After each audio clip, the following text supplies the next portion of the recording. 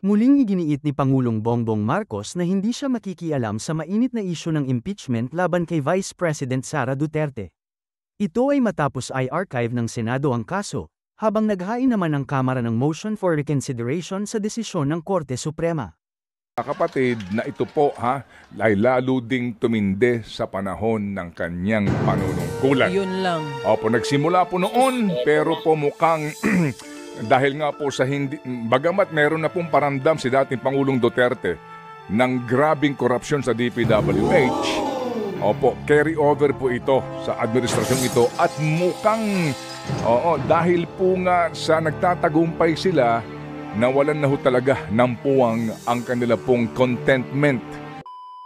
Bagamat hindi rin po maitatanggi na itong mga balitang ito ay isa pong spoiler ho talaga. Pero dapat din po natin malaman kasi nga kung ito po itinago at nabulgar mga kapatid, sa pamagitan po ng ilang mga pamamaraan, baka po lalong nagkagulo-gulo. Sabi nga, ito ho ay ibinulgar ng presidente. Maaari po natin sabihin na matagal niya ho itong alam na. Pero kinakailangan siya na magpaka-quote-and-quote, magpaka-hero dito. Magpakabayani. Pero hindi maitatanggi, mga kapatid, na ito po ay lalo ding tumindi sa panahon ng kanyang panunungkulan. Yun lang. Opo, nagsimula po noon, pero po mukhang dahil nga po sa hindi, bagamat meron na pong paramdam si dating Pangulong Duterte ng grabing korupsyon sa DPWH, opo, carry over po ito sa administrasyong ito at mukhang, dahil po nga sa nagtatagumpay sila, nawalan na ho talaga ng puwang ang kanila pong contentment. Ibig sabihin, sadya po talagang sila po ay naging masyado ng ganid sa pera, kaya po ito na po ang nangyayari ngayon sa ating bayan. Ngayon, baby girl. Yes, boy. Meron lang tayong girl, meron ako nakausap na negosyante kagabi. Bago ako matulog, tumawag sa akin. Matagal ng negosyante. At sinasabi nga niya itong mga isyong ito, nagtatanong din siya. Sabi niya, Ted, parang ayoko nang makinig sabi, sa mga balita. At napapagod daw siya. Sabi ko sa kanya, pasensya ka na kung nakikinig ka siguro sa amin, lalo na. Pero sabi niya, wala bang ibang magandang balita? Sabi ko, ano bang gusto mong marinig na magandang balita? Kasi kung magandang balita, siguro makinig ka sa makinig ka sa government channel. Walang negative doon Puro PR. Sorry, puro PR kasi napapansin ko doon. So, pero ang sabi niya kasi, nagre-react siya doon sa sinasabi nitong economic advisor ba? Yung business something Chubanes Chenes, itong si Mr. Go. Alam mo, ang haba kasi ng title. Special Advisor to the President for Investment and Economic Affairs, Frederick Go. Yun ang purpose ng pagtawag actually sa akin. Medyo itong negosyanteng ito, retired na. Mga anak niya na yung nagmamanage. Ang tatanong lang siya itong pangyayaring ito. At nabanggit nga niya na nakaka-depress itong mga balitang ito. Pero sabi ko sa kanya, alam nga namang, pag-uusapan natin? Meron tayong pag-uusapan tungkol sa presyo ng gulay, supply ng ganire, bigas, itong supply ng Noche Buena items, kung ano-ano pa. But ito talaga kasi ang main issue ngayon. At kung lulubayan natin, baka naman eventually, mapunta sa wala ang ating inaasahan nga na paggagawad ng katarungan para sa bayan. So nagtatanong din siya, ba't ganon? Itong sinasabi na nag-announce yung isang mataas na opisyal, Actually, itong SEC chairman ay nakaupo sa Anti-Money Laundering Council, SEC Francis Lim. Tatlo yan sila, BSP, BSP Governor Eli Remolona. Yes, yung pong ating Insurance Commission Chief. Boy. Nagbibinata ka, boy. Sige, tuloy mo. Pumapasok pa ako. Hindi, wala. Ako nga din Uso pa naman si Pagkali. Ituloy mo. Ikaw naman, ang bilis mo naman magtampo. Napatawa mo ngayon lahat dito. Tignan mo pulang-pula si Erwin. Sige, tuloy mo. Yung insurance chief. Yung insurance chief. Sige. Ayoko na. Oh, ituloy mo, tatlo yan sila. Nandun ka sa sinasabi mo na tatlo sila. Sige na, ituloy mo na. Ikaw na. Bawal ka umuwi, hindi ka mababayaran ng buo. Sakit nga. Oo. Anyway. Tatlo sila. Guard muna ako, ha? Tatlo sila. Tsaka itong SEC. Silang tatlo yan. SEC Chair, Francis Lim. Sabi niya, ano ba itong, pati sila mismo, nagkokontrahan sa mga sinasabi. Pero ika niya, sa kanya galing ito, ha? Ika niya, among them, wala naman talaga daw masabing maganda eh. Sorry po. Hindi na naman po sa cynical ka o negative ka. Kaya nga, nung binanggit niya na minsan daw na-stress na siya, sabi ko, sorry. Ang suggestion ko, mag-music ka na. Sabi ko sa kanya, Daddy, mag-music ka na. Pag-stress na sa... pag sobra na. Kaya huwag ka na iwasan mo na rin ang pakikinig. Ano sabi niya? Hindi ko naman naiiwasan makinig sa inyo ni Chacha. Sabi ko, kung kami ay kumbaga, 'di ba, meron tayong mga disclaimer, 'di ba? This program. Ang programang ito ay nakaka-high blood. Is dangerous to your heart. Ang programang ito. This program is dangerous to your health. Mangyari lamang. If symptoms persist, consult your doctor. Wait, dapat pala nga may disclaimer tayo. Pero naiintindihan po namin kayo.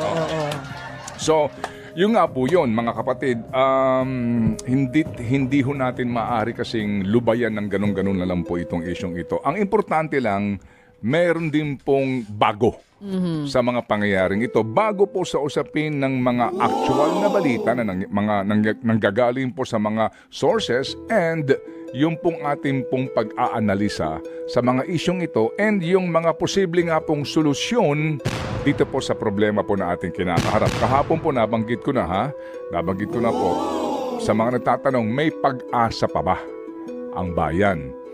Pag sinabi mong wala na, resign na po tayo, di ba, bilang mga Pilipino, may pag-asa pa po. Kung ngayon, hindi na ho natin palalampasin ito. Kasi nga po, tama na po. Sobra na, di ba? Yes. Okay, sige. So, ako naman, baby, ang masasabi ko lang dyan, yung sinasabi ni Sir Go, with all due respect, na fake news daw, si SEC Chair Lim. Nagkamali siguro sa figure, sabihin na natin, kasi sinasabi nila, hindi naman daw 1.7 trillion pesos ang nawala sa stock, no? Parang sinasabi, billion lang naman daw. Something like 185 billion pesos. Pero ito ang punto dito, mga kapatid. Nagkamali sa figures, pero hindi mali yung punto ni SEC Chair Lim. Talaga pong malaki at may masamang epekto etong flood control scandal sa investor confidence. Hindi po natin yun pwede ikaila. Yung sinasabi ni Romualdez, ano yun? Fake news din yun? Ni Ambassador. Baka sabihin nila si Martin Romualdez. Ni Ambassador Babes Romualdez.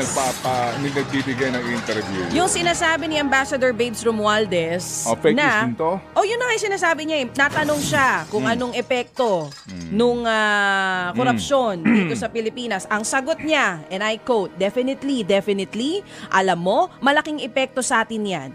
Kaya ang nire-report namin dyan sa atin ngayon, kailangang i-resolve nila yung ating mga corruption scandals na yan. At nakabantay po dito ang investor sa iba't ibang panig ng mundo kung paano re-resolvahin to ng Pilipinas. Okay. At sinasabi din ng isang pag-aaral ng US State Department, yun pong corruption dito sa Pilipinas, pervasive, laganap mula noon hanggang ngayon. Di na nga tayo nakaalpas, di ba? Dun sa Corruption Perception Index, 119 tayo. Out of 180 countries. Kasi po, bilang isang bansa, for us to be able to solve the problem, we have first to accept the fact that we have a problem. True FM. Pag iniwasan natin to, hindi natin pwede sabihin fake news lang. Hindi malulutas ito. Kasi po, ang sinasabi po ni Ambassador Babes Romualdez, yan din po ang concern ng mga American businessmen. Yan. Ngayon, ito pong si Mr. Go, I mean, with all due respect po sa inyo, sir, ano po? Sinasabi nyo, nagkamali yung SEC chairman, nagbase siya sa fake news. At tinatama niya ito. Okay, sige po. So, humingi din po ng paumanhin yung SEC chairman. Okay, pero sir, wag ho kayo magpaka-fake sa katotohanan. Please, close your mouth, open your eyes, and open your ears.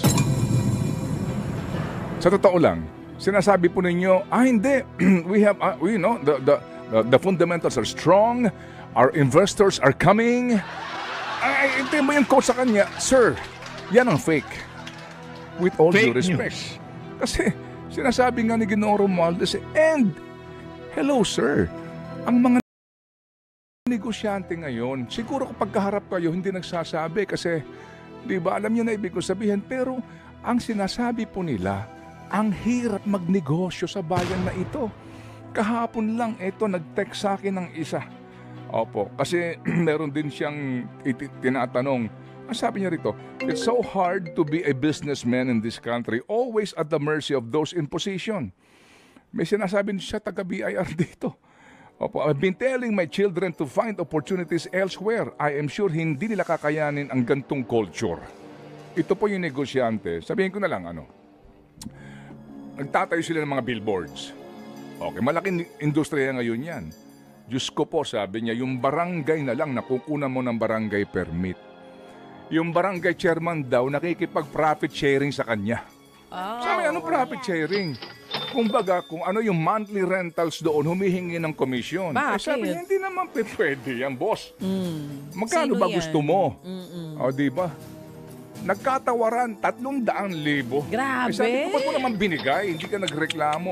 Kasi pag hindi ko binigay yon, nakatayo ako nang hindi ko nilalagyan yon, sila ang sisira sa billboard ko Taga doon sila siyempre, ang negosyante po, hanggat kaya pang tiisin, titiisin yan. Ganon sila ang kanilang kultura Siguro part of the problem, hindi nagsusumbong, hindi nagreklamo kasi nga, halimbawa, yung billboard mo, nilagay mo dito sa ganitong lugar, sakop ng barangay na ganito, hindi ka nakipag-cooperate doon sa barangay, nakakuha ka ng kanyang barangay permit, dahil na pressure na po ito, nagreklamo ka kung kanino man. Oo, yung billboard mo na yon, sino ang babato doon? Sino sisira noon? Yung taga ron. Hindi mo binabantay, alam ka namang magposte ka ng gwardiya dyan. Alam niyo ho yun, 300,000 piso barangay permit. Hindi ba? Maliban doon, ilang pandadaanan mo, building permit, etc. Sa ganun pa lang pong negosyo, di ba? Kaya magpakatotoo po tayo dito sa isyong ito. Mahirap po kapag fake ang pananaw mo sa buhay. With all due respect, di ba? Para kang nasa ibang planeta, sec. Hindi ba? Siguro pinakamaganda po, tanggapin natin, mali yung informasyon na nanggagaling kay Sec Chairman. Okay, mali yun, pero tanggapin ang katotohanan na may problema tayo, hindi lang sa DPWH, sir. Aha! Acheche! Okay. Think about it. Tama naman. Kasi nga dito sa Pilipinas, pag matino kang negosyante, iipiting ka. Ikaw ang pahihirapan. Tama o mali? Yung maliit na sari-sari store nga, di ba? Magkanong permit para dyan? Hindi ka naman kikita ng 100,000 sa isang, na lang. Di ba, sa isang buwan. Magtatayo ka lang, ng sari-sari store nga. Sa mga sa mga bahay nyo. ka. Sa bahay nyo. May bahay ka. Gusto mong i-renovate. Yan. Subdivision. Oo. Hingi ka ng building permit sa City Hall. Oo, renovate lang yan, ha? Oo. Good morning, Bert Apostol. Sige. Okay. Panginoon Diyos. Diba? Iniinot nila yung paghingi sa'yo ng requirements. Oo. Para ba sabihin mo, may mali ba? Sabihin mo na kaagad. Hindi. Palilipasan mo na 1 linggo. Pagbalik mo doon, may mali. Ikaw naman. Ba't na nandito kami, hindi mo sinabi mali pala to? And, Talaga bang nagpaparamdam kung medyo galit ka na at alam nila na magsusumbong ka na, doon nila ilalabas. Anak kayo ng... Kalmahan nyo lang mga kapatid. Pero tama yung punto mo, tama yung napansin mo. Siguro yun din ang problema. Hindi tayo nagrereklamo. Tinatanggap natin yung ganitong sistema. Okay, sige po. So, diba? Tamang oras muna. O sige, bigay mo na. Bigay mo, boy. Ang aga na naman natin. Ang aga natin. Sorry po. Sorry na po. Wala. Ganun po talaga Kasi nga may tumawag din sa akin kagabi na negosyante, patulog na ako sabi ko matutulog na ako, 7:00 ka ako. Meron siya mga tinatanong-tanong na ng mga bagay-bagay na pagkwentuhan namin ito. Nasabi nga niya napapagod daw sa mga balita. Sorry po ka ako. Ano ho bang pwede natin pag-usapan dito na maganda? Opo, na tingin po ninyo yung maganda.